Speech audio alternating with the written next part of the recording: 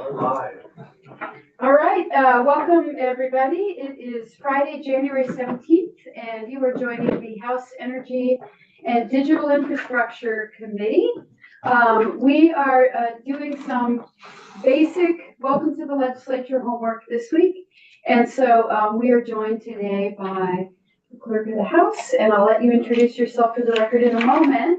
But first, we always go around the table and introduce ourselves, and then we have a habit here of asking everyone who's joining us to also introduce themselves so folks know who's in the room. So I'm Representative Kathleen James from Bennington 4 District. Scott Campbell from St. Johnsbury, Caledonia, Essex District. Rich Bailey from Memorial 2. Chris Morrow, Wyndham, Windsor, Bennington. Michael Southworth, Caledonia 2. Christopher Howland, Rutland 4. Graham Klubner, Chittenden 13. And if I may, Madam Chair, acknowledge that my daughter Tasha is here. She will introduce herself at the appropriate time and her colleagues from the Snelling Center's Early Childhood Educator Program. Oh, fun. That's excellent. Okay. Morrisville, Wyndham 2. Wyndham 2. Representative Torrey is in House Appropriations right now, listening in on some relevant testimony. Nigel Bigstibbles, First Assistant Clerk for the House. Hi, I'm Tasha Kleppner. I work for the Snelling Center for Government. Hi, I'm Janelle Hunter. I work in Arlington at Arlington Area Child Care. Hi, I'm Sandra Gaylord, and I have a private practice in Bennington, Rutland County. Welcome, and now to our esteemed witness. Hello, thank you, Madam Chair. Thank you, Committee. Betsy Ann Rask, Clerk of the House. Thank you for having Nigel and I here to discuss with you overview of committee procedure. And thank you also to Jack for posting the document that we provided for you today. Madam Chair, is it okay if I do share screen? Yes, so you can walk please. through this overview document. This is posted on your committee page. Thank you to Jack. I'm going to put it on the screen now so we can all review it together. Can you see that okay? Excellent. So, Madam Chair, thank you again for inviting us to talk about your committee procedure, as this committee is going to have a lot of work to do, as all of our committees do. And so we provided this document here today to just provide an overview of how committees do their business and how you get legislation to the floor. So what this document does is provide an overview, and it starts with just what are committees for?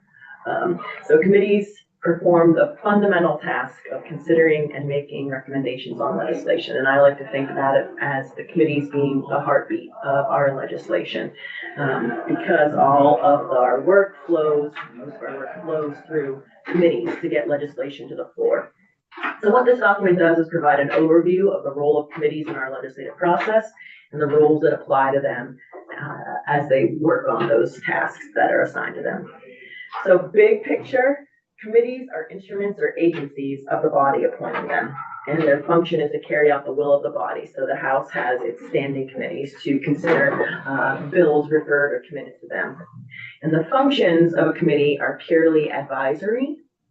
Your acts are subject to the review of the body, and they can be approved or rejected. So every time you vote out a bill, you have to take a vote on any amendments recommended by the committee, by the full House. You can only make recommendations, and they have no force until they're approved by the body, but we rely heavily on the work of committees. I don't think it's fair to call you that you have to be experts in your subject matter, but the body really turns to the committees of jurisdiction to give advice on the matters referred to your committee. So you can think about committees as agents. They're microcosms of the body that appointed them, and Mason's Manual of Legislative Procedure provides that the rules of procedure in the committee are the same as the rules of the body as far as they are applicable, but as conditions permit, the rules of debate should be relaxed in order to give free flow of discussion and not hamper the work of the committee. So we've got our House Standing Committee set forth in House Rule 25. It was one of the first things you did on day one was to amend the provisions of those committee jurisdictions. That rule defines each committee, their number, and their jurisdiction. And then the Speaker, by rule, refers bills to each appropriate committee based on your committee jurisdiction. And you're not required to take up the bills that are referred or committed to you. I see you have your wall going, Madam Chair. You have a couple bills referred to your committee so far. I love our system here where we put up on the wall the bills that are referred or committed to committee. You're not required to take them up. If there's still bills under the in committee column up there, at the end of the biennium, you say that the bill has hung on the wall and died in committee, but the committee can make recommendations to vote out the bill for the body's consideration. Yes, Madam Chair. Just to emphasize for everyone at the end of the biennium. Yes. So when we adjourn this summer, any bill that's still there is still alive. It's when the biennium ends that bills go to their grave. Yes. Okay. Exactly.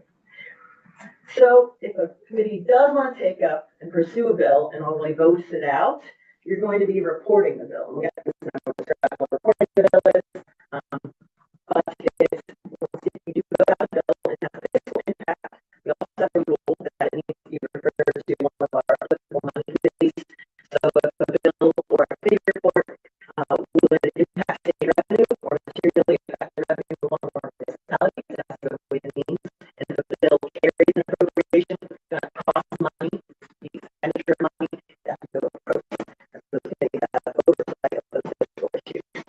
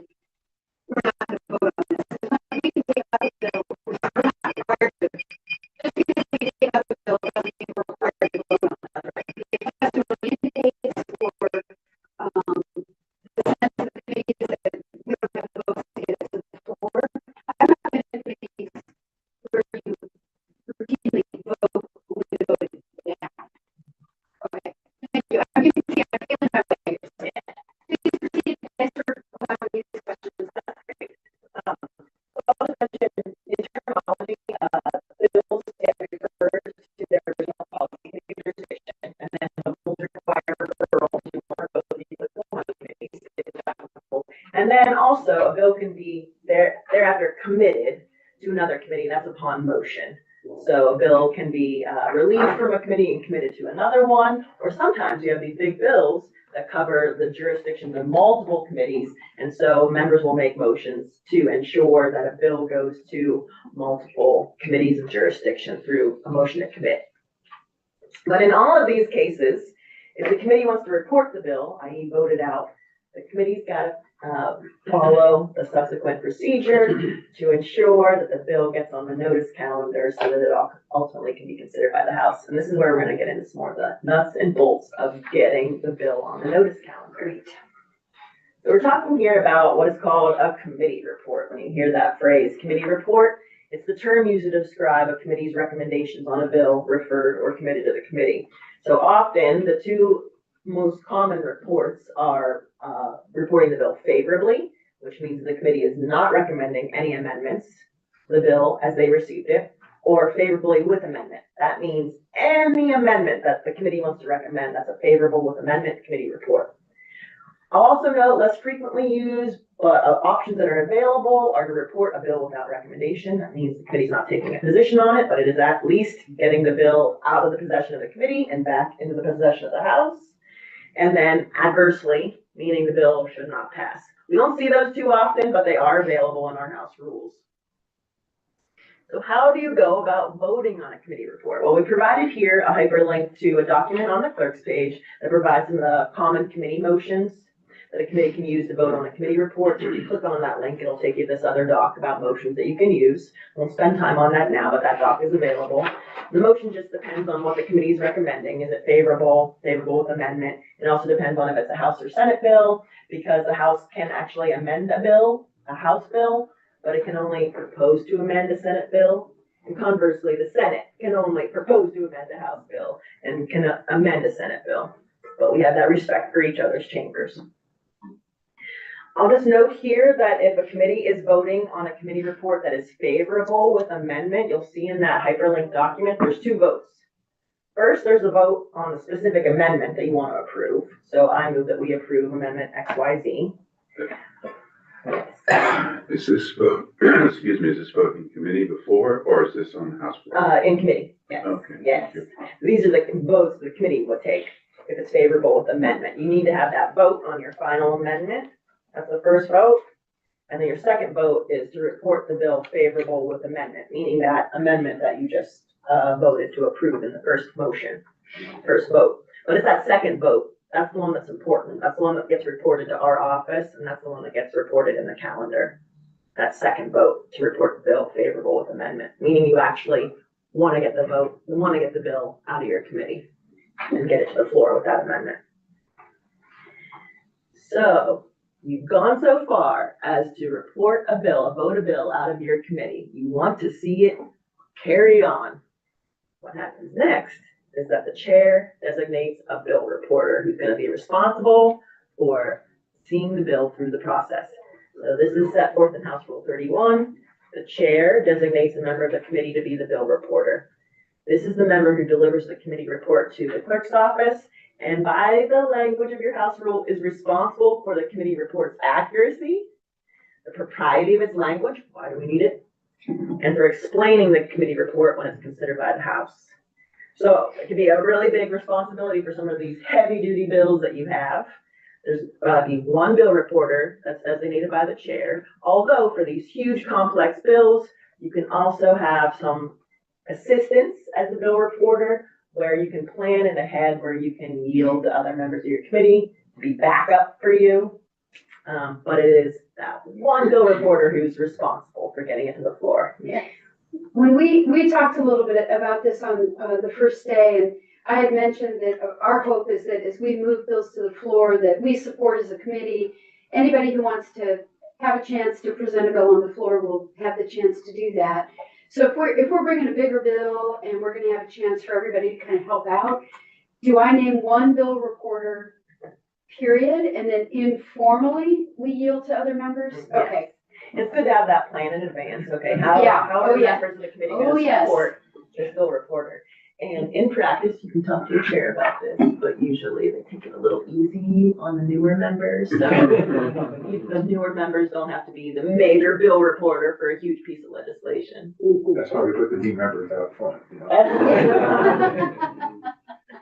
And that's if you want to thing. Yeah. Folks who want to help have the chance to present it will be absolutely afforded that chance. Committee report. The committee report is the bill that we're, as amended or whatever, that we're passing on to passing on to the full house for consideration.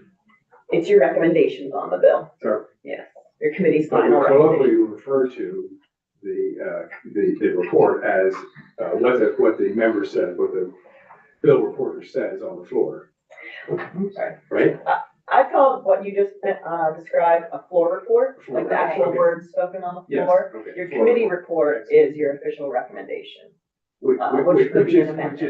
the bill and the vote on the Yes. bill, right? Yes. That's the committee report. Yes. I just wanted to clarify, especially also for me, I've only been here 6 years, so.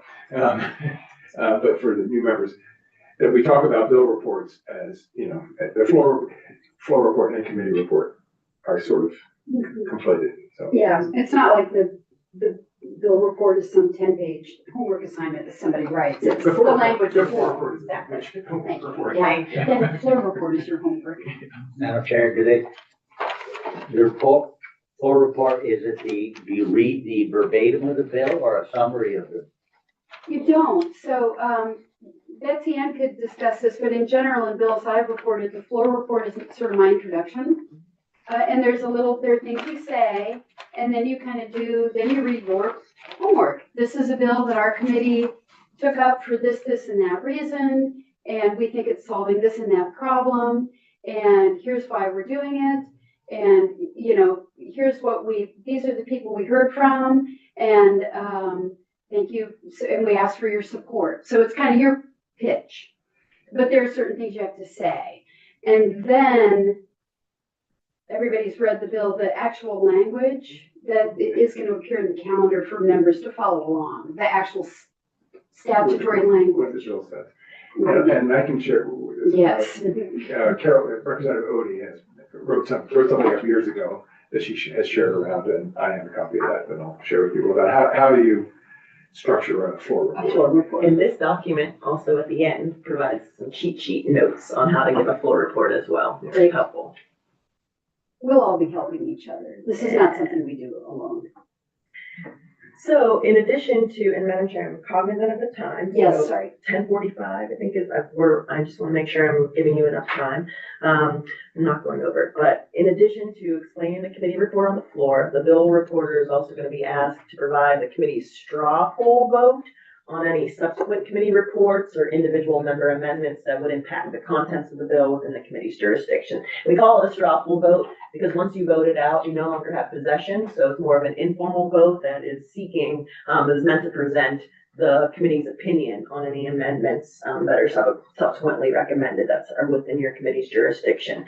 And so, for example, if members have a right to offer amendments to a bill on the floor, and if your committee hasn't heard that amendment yet, we're on the floor, and it involves your committee's jurisdiction, the House's standard practice is to take a recess so the committee can hear the amendment from the individual rep or one or more reps offering the amendment, so the House can hear your committee's straw poll vote. What is your committee's opinion on the amendment that's offered?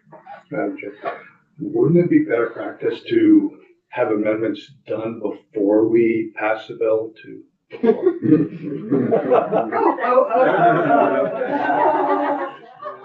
To me, that's a stronger bill. It is a good question. That is great. I'll just note one thing though, is that really there is a significance to debate on the floor. And so sometimes on second reading, there will be debate on your committee's recommended amendments, and something will come up during debate. That's what the purpose of the debate is for. It's not an empty exercise. Sometimes something will come up where a member might say, oh, wait, did you consider X, Y, Z? And the member might think that there needs to be an amendment to address X, Y, Z. And so it is the member's right to offer an amendment prior to third reading. And so that would be a case where your committee would be turned to give your straw poll All vote. right, I guess I was misunderstanding, because I was thinking just any amendment within committee. Oh, yes. That's But not it's necessarily also- debate on the floor. I Oh, understand sure. that's important. But sometimes I can also tell you, sometimes you will have put so much work into a bill in committee, and then you all voted out your committee report, and then even then, sometimes something will come up where a member, maybe another member outside this committee will say, but did your committee consider this? And the committee might think, oh, wow, actually, that's a great point.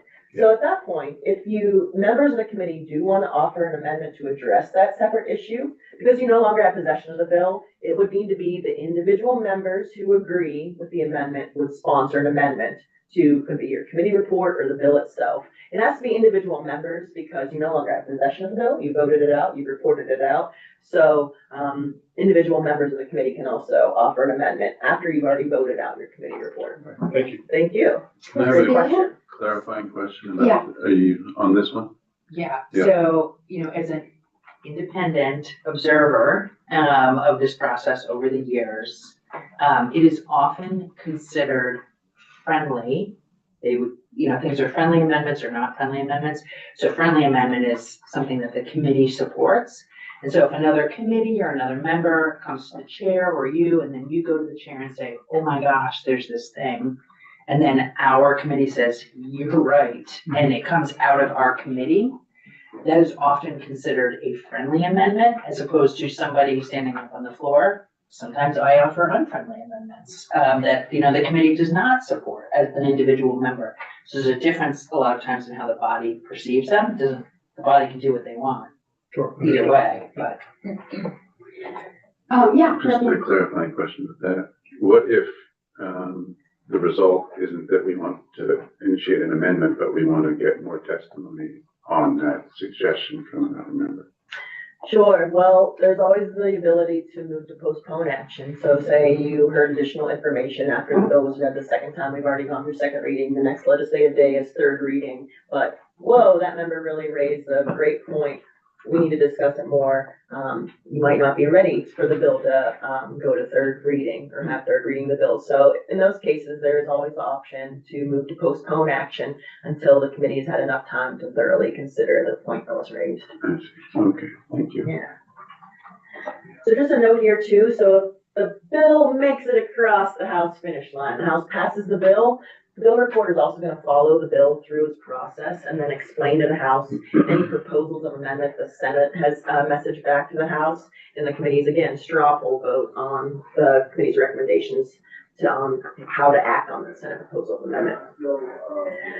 So, Madam Chair, this is where we get to the point of the document where I start highlighting really important points. And bold. Highlight and all caps. Okay. So this is the real nuts and bolts part here of how do we get this committee report to our office so it gets on the notice calendar and it can actually get considered by the House. So here we go. Before the House can consider a bill and the committee report, it's the bill reporter's obligation to deliver the committee report to the clerk's office so that Nigel, who creates our calendar, can enter your bill on the notice calendar.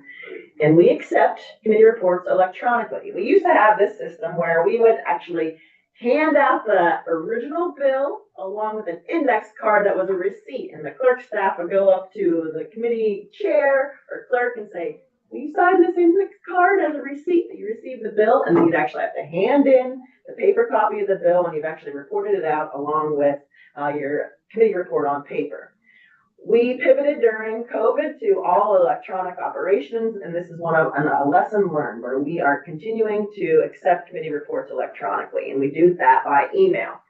So we ask that the bill reporter deliver the committee report by email to our office email address, which is house_staff@ledge.state.bt.us, so that we are all aware that this committee report has come in. Look at this bold, highlighted, capitalized language. It's gotta be, and please, it has to be the final edited version. Please do not turn into our office a draft committee report. Still needs to go through editing. by legislative council, because it's not your official committee report. You cannot turn in a draft committee report, because we're gonna pull it into the calendar, and it could have all these different mistakes and edits, and that's what's gonna get pulled into the calendar. And then when you're on the floor, people are gonna say, what is this? And you're gonna say, oh my gosh, it was the unedited version. Please, please don't do that. Please ensure that what you turn into our office is the final edited version. Is that good to go? I think they got it, Nigel. So here's some things that we're looking for. Please don't, a committee report is not final or edited if it has highlighting, underline, strike through. No, that makes no sense.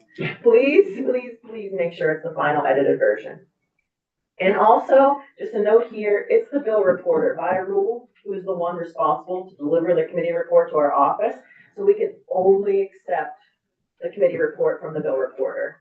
We can't accept it from your wonderful committee assistant, even though Jack may be helping you to get the language right, but we have to have from the designated bill reporter. So here's what you have to provide in that email. Confirmation that Representative Howland of Rutland Town, say, I am the bill reporter for Bill XYZ. And your type of committee report, usually it's those two types. If it's favorable, you say, I'm reporting the bill favorably. That means you're not recommending any amendments to the bill as you received it. If it's favorable with amendment, you say favorable with amendment, and you gotta attach the amendment. We need to have the amendment. If Nigel gets an email that says, it's favorable with amendment, and there's no amendment, you're gonna get a follow-up email from Nigel saying, but where's the amendment? Also, that vote on the committee report. Again, if it's favorable with amendment, that means your second vote on actually voting the bill out. You'll also be hearing from our office every day, asking if you have any committee reports to deliver. Our standard practice is to let us know by 3:30 on normal days.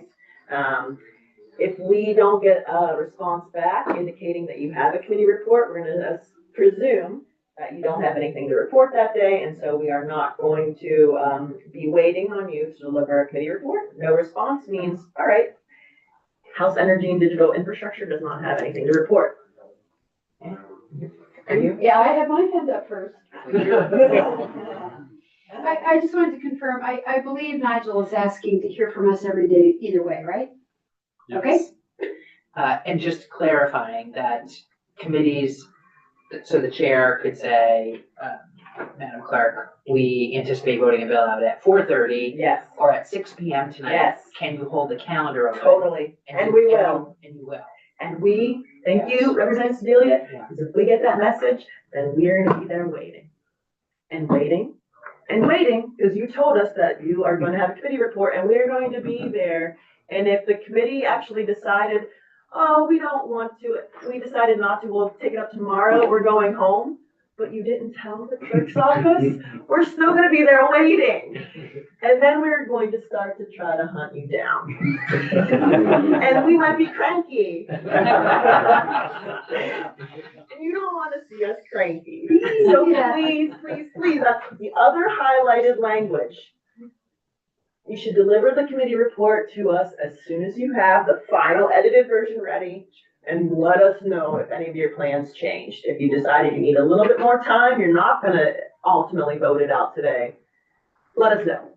Then we know we can go home and start the rest of our evening. But please, just emphasizing here at the bottom of the page, please bill reporters, the ones who are responsible for communicating this with us, please monitor your email to answer any follow-up clarifying questions about your committee report. For example, if you tell us it's favorable with amendment, but you didn't include an amendment, Nigel will say, where's the amendment?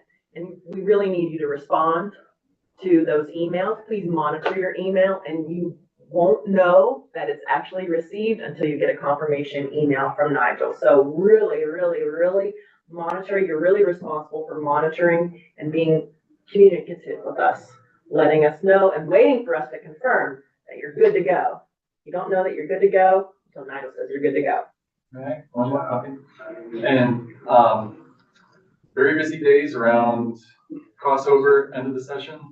I will reply to every email I get as far as calendar stuff goes, but it may take me some time to chew through all the backlog. If you have emailed me and say, here's our report, and you want to get out of the building, feel free to come by the office or up to our desk and say, hey, Nigel, did you get the email? And I will look for your email and I will let you know if I have it, and then you're off the hook until we either have a conversation or I email you back. Please don't leave and think you can just be like, I'm done. Okay, That's all. Thank you. good to know. So we will just about to wrap up here. I'll just note here that committee bills are a different process. You basically can think about committee bills. They're treated the same as an individual member bill. They don't get reported to our office.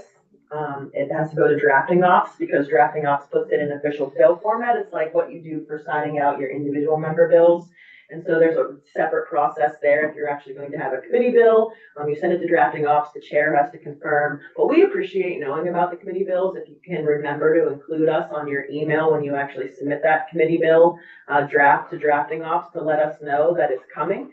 And also who will be the bill reporter. That just helps us prepare, but it has to go directly to drafting ops so you can they actually put it in official bill format. And the last thing I provided here, Madam Chair, is just instructions on how to provide a floor report. So going to Representative Campbell's comments earlier, these are just some notes on how you do a floor report when you're the bill reporter and you're actually responsible for going out there on the House floor and explaining your committee report to the chamber. So we just provided some notes on how to go about doing that with a mock bill about cats and dogs, my favorite topics. And so basically we provided a draft script here just based on these mock bills, but big picture, what you have to be doing in a floor report is generally describe the bill that was referred or committed to your committee. Here's some mock text based on this bill, you'll see in a moment. Secondly, generally describe what your committee considered in reviewing the bill and your committee's recommendations for the bill, including noting whether it's favorable or favorable amendment. And then walk through your committee report. That's actually going through the language. If you have an amendment, it's incorporating your recommended amendments into the bill as your committee considered it. And then describe the entities, standard practice is describe the entities from which you took testimony, convey your committee vote on the committee report, and ask for the body support as you were describing earlier, Madam Chair. So this little italicized text is for a mock bill introduced by Representative K9 of Canaan, about dogs and cats, the best pet being dogs. But then you'll see your committee report, mock committee report, offered by Representative Feline of Ferrisburg. Ultimately, this committee said that they're both the best pets. So if you want to have just a reference guide for how to give a floor report. Representative Howland? Why are there underlines in this? Excellent. Okay, so this is just a made-up bill. Here's the bill is introduced. It's a fake bill, and this would be adding to statutory law. So all this new underlying language, a new statute describing the best pet, and an appropriation to support this new designation. So that's all new language that would be added to law. And then you'll see in this mock committee report, this is an example of a structure of instances of amendment to a bill is introduced. So it starts by the first instance of amendment would strike out the bill is introduced section 1, insert in lieu thereof a new section 1 to describe that dogs and cats are equally the best pets. And then the second instance of amendment here would amend section 2. So a lot of times they could have instances of amendment like this one's structured, or you can do a strike-all. A strike-all means striking out all of the bill text and having a whole new bill text proposed. Just noting here, when you look at the calendar, the only thing that ever appears in the calendar are recommended amendments. You never see the bill as introduced. So if there are many amendments recommended to a bill, that's often when a committee will use a strike-all because it would be very difficult to see a bunch of individual amendments. 52 instances of amendment would be very difficult to understand. So that's when the strike-all is helpful. But if there's only a few minute recommended amendments to the bill, then often it's better to use instances of amendment, just so the changes that are recommended can be isolated, so you can more clearly see them. But it's never the bill is introduced, that's printed in the calendar, only recommended amendments. So you really have to be looking at the bill is introduced, the separate doc, and then compare that to what's recommended in the calendar. Madam Chair. Question, is it rule or protocol? Does one need to vote to have voted for a bill in committee in order to be the floor reporter? I don't think that your rule, prescribes who can be the bill reporter. It's just the person designated by the chair. Okay. I think in practice, you know, you want your bill reporter to be supporting the language that's being offered to the House. And that was one thing, when we get a bill to move, we'll talk about that, but in general, and this is again, just what I've seen during my time in the House. I mentioned on our first day that I think success and the best bills come out of our committee unanimously, so our biggest wins are gonna be 9-0 bills, but sometimes we spend weeks taking testimony and we go through multiple revisions, and there's a member who just can't, they're just not gonna support it, and a bill may come out 8-1 or 7-2. And I've not seen committees relitigate those battles on the floor. In other words, the committee brings a bill to the floor, whether it's unanimous or not, and we are asking for your support. You know, we have done our work, we have taken testimony, we've come to the best consensus we can, we have everybody on board, or we have not quite everybody on board, but here is our work. And I have not seen anyway us sort of waste the time of the body in watching committees fight with each other once it gets to the floor, right? Like, we don't start bringing amendments that we've already talked about and rejected here in committee. There's nothing stopping a member of the committee from doing so, but the practice is, usually does not happen. Okay, practice versus rule. Right. Great, thanks, Rep. Allen. Does that mean that if something was a 5-4 by committee, that we would not have a minority report? We don't do minority reports. So, So it's I'm sorry to interrupt. no, So it's just, it comes out of committee 5-4 and it just gets, or 4-4, can't go out 4-4 and 0. right. Right, so if it goes out 5-4 or some variation, that's just the out of committee report by what the vote of the committee was going on. Yeah, and everybody on the floor knows, wow, that was close. Right, so, you know, and then floor debate will ensue, but in general, I think I'm talking more procedurally. Again, practice versus rule, but you don't often see committees offering amendments at cross purposes to whatever our vote has been. It's considered to be that we've had our time and we've done our work, and it was a slam dunk vote or it was a closer vote, and this is what won the day democratically.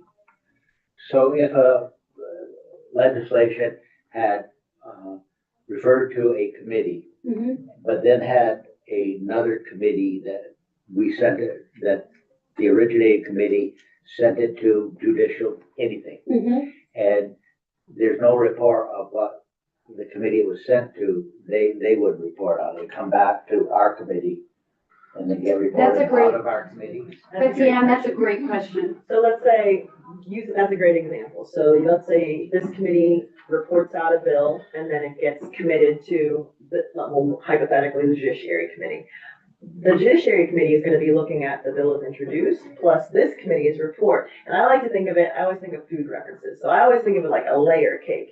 As the bill moves along, every committee review of the bill, every subsequent committee review, it's like layered on top. So that Judiciary Committee and that hypo is going to be looking at the bill as introduced and then what this committee recommended. And that's what they're going to actually have in their possession is, let's say that this committee had a strike all, that Judiciary Committee is going to be looking at your strike all. And then if they wanted to pursue the bill, they would vote out a committee report, likely with a recommended amendment to this committee's strike all. And then they would vote that out with their own committee report vote. And then when it came time on the floor for the House to hear from each committee that has possession of the bill in their committee report. That Judiciary Committee is gonna give their, floor report and provide their vote on their committee report. And then the speaker is gonna turn to the bill reporter from this committee to ask for this committee's straw poll vote on that Judiciary Committee's recommended amendments to your committee report. Did I answer your question okay? Simple, right? No, yeah, I think I followed that, but yeah, the layer cake was I like the a great layer. and It can get really confusing about, It can. about if you have multiple amendments or multiple, it goes through multiple committees and each committee has another amendment and then which amendment are we voting on? You know, the speaker will try to clarify the issue. Yeah. but if it got referred to judicial and judicial had no action, then that layer is not taken to the floor. Yeah, because the Judiciary Committee could say, we don't want this bill to move forward, and so it will just hang on Judiciary Committee's wall if they didn't vote it out. So it would just hang there. Now, there is an option in rules for, to make a motion on the floor that a committee be relieved, so you can get it out of there. Don't see that often. If a committee doesn't wanna, the subsequent committee doesn't wanna pursue it and they want it to hang on the wall, often it will just hang there. Then so we send something to judiciary and they choose not to take it up. There's a procedure that we can grab it back per se. You'd have to make somebody would need to make a motion on the floor to relieve judiciary of the bill so that the bill can come back into the House's To the whole possession. floor. Yeah. And so actually in practice, sometimes where you would see this more often is a bill gets voted out, reported out of a policy committee, and then it has to be referred to a money committee. And the money committee might just not report the bill out because of whatever fiscal issue. So that is probably a more real life example of a bill not proceeding. Representative Bailey? Yeah, I had a question regarding, so if we put an amendment to the bill, you're saying that is not included in what comes to the floor in the bill we give to you? In your committee report, your committee's recommended amendment? Is that what you're asking? Well, I'm trying to, so we decide we take a bill off the wall and we add an amendment to it favorable. Yeah. But the new write-up doesn't have the old write-up with the new amendment in it? Or are we just voting on the amendment on the floor? So your committee would report out your amendment to the bill, and your committee amendment is what gets printed in the calendar. And then the House would have to vote on whether to amend the bill with your committee's recommended amendment. Okay, but it's not in with the original language. That doesn't happen unless the vote is voted favorably on the floor. Yes, exactly. Because the committee only recommends amendments, and the House has to actually agree to make the committee's recommended amendments.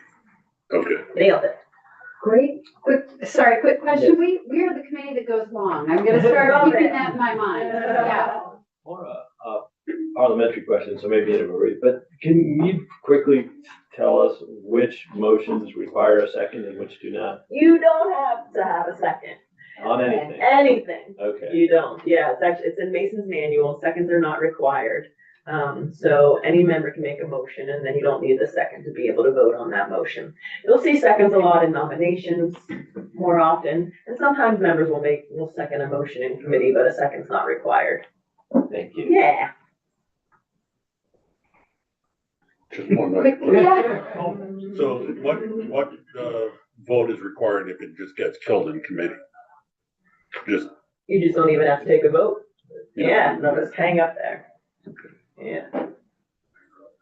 You just look at the chair's face. But yeah, if a bill doesn't leave our committee, because we don't have the votes to pass it out, Goes back on the wall. Doesn't come off. it doesn't come off the wall. Okay, so it doesn't per se come off the wall for discussion. Yeah, we could have ledge council do a walkthrough, and we could take weeks of testimony or a couple days of testimony and go around the table and have a little chit chat and realize that there's 8 people in this room that are gonna vote no, and that's kind of that's kind of the end of it, because there's not a whole lot of point, just in terms of a workplace. There's not a whole lot of point we don't bring bills to the floor that we don't support.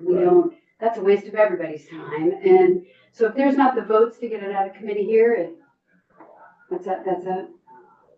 So report to somebody inquiring, because we're members of this committee, the reply would be, it's not being considered or remains on the wall or. Yeah, we took testimony and we don't have the votes to get it out. I tell my constituents that all the time. Here you got it, we don't have the votes. We should allow Tucker to, and we can talk about this so much more. I'm sure this will come up, but thank you so much. Thank you so For much. coming, it was very informative. Thank you. Pardon? I don't know. Are folks okay to go straight to ledge council, or do we need to take a 5-minute break? And can we take a 5-minute break? Okay. Jack, can you